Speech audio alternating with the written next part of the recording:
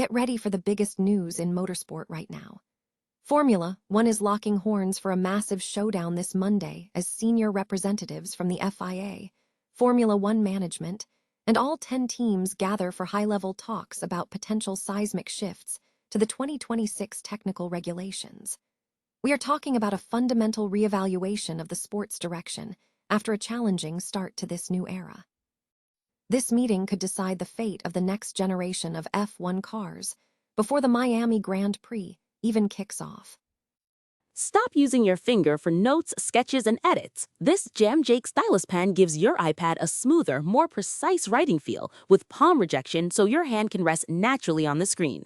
It charges fast, works for hours, and comes with replacement tips. Perfect for school, work, or creative projects. Check the link in the comments to grab it on Amazon.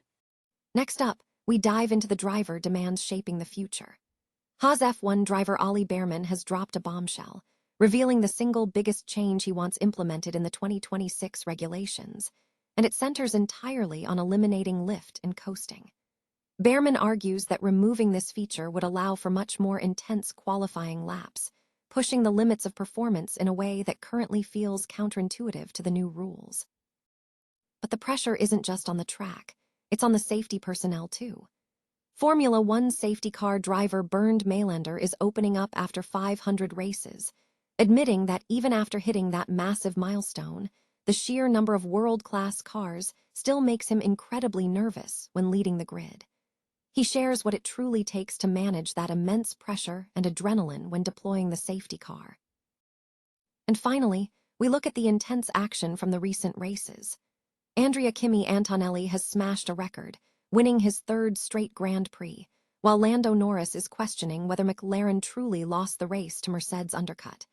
We break down the controversy surrounding Leclerc's penalty, the impact of Red Bull's upgrades, and the initial driver reactions to the new Miami Grand Prix rules.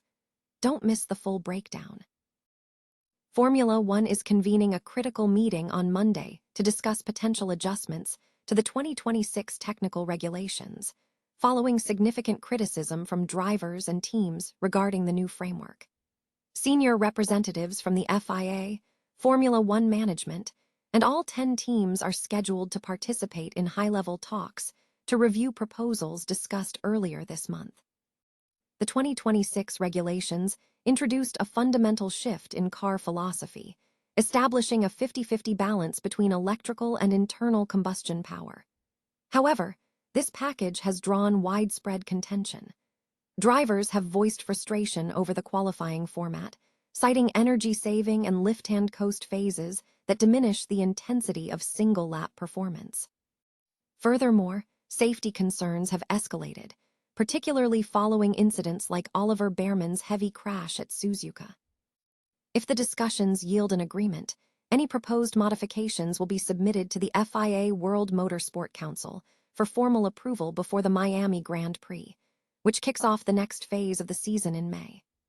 The timing of this meeting is crucial, as the upcoming sprint weekends in Miami and Canada, followed by Monaco, heighten the pressure to finalize improvements in both racing quality and safety for the new generation of cars. Monday's session is poised to be decisive for the future direction of Formula One.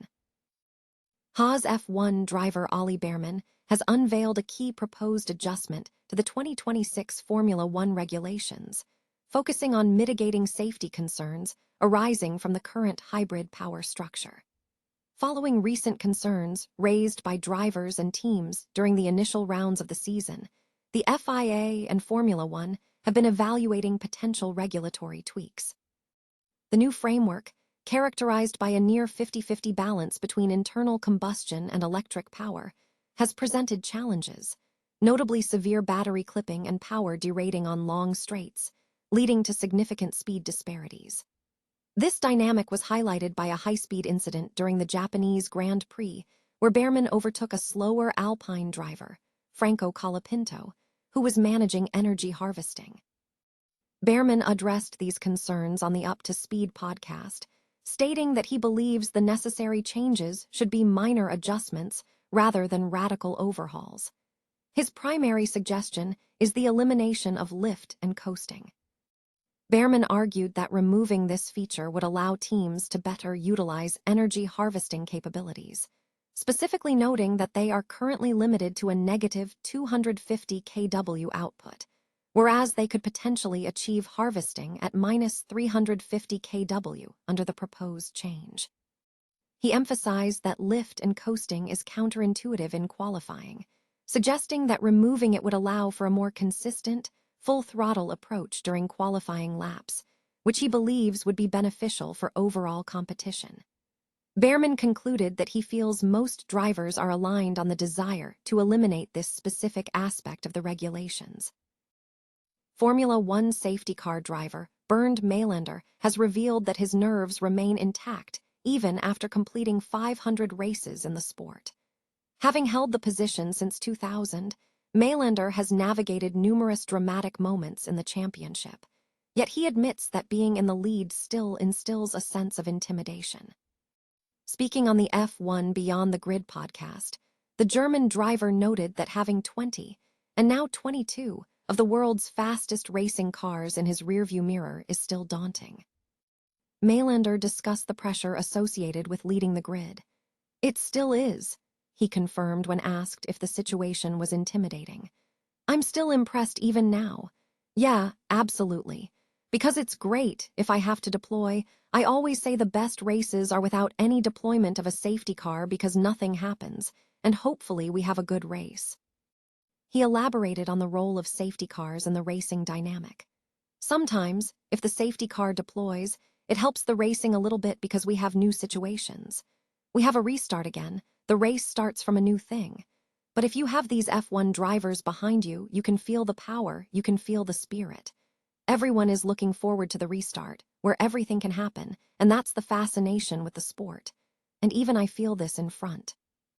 Despite the excitement, Maylander acknowledged the persistent nervousness.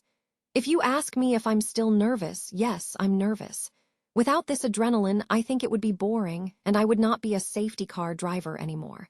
But I need that." He detailed the meticulous preparation required before a safety car deployment. "It's like at the start. When I jump into the safety car 10 minutes before the start of the race, I check everything like I'm jumping in my race car. Radio check, and look at all the systems to see if they are all set up like I want them to. And yes, ready to go. And then it's the moment where you have to deploy, you have to catch the leader, you know the procedure. You have your co-driver next to you, so everything is in place and everything is ready to go. And that's the spirit and the adrenaline, everything comes together." Formula One action is heating up following Andrea Kimi Antonelli's impressive run, marking his third consecutive Grand Prix victory and setting a new record. Team principal Toto Wolff lauded Antonelli's performance as his best F1 race to date, though he cautioned that the current level of hype surrounding the driver needs to be tempered. Meanwhile, the competitive dynamics between McLaren and Mercedes are under scrutiny. Lando Norris suggested that McLaren's loss was attributable to a Mercedes undercut strategy, a claim that Ronald Vording will dissect in a forthcoming episode of the F1 update. The race weekend also featured significant post-race discussions regarding time penalties imposed on Charles Leclerc and Max Verstappen.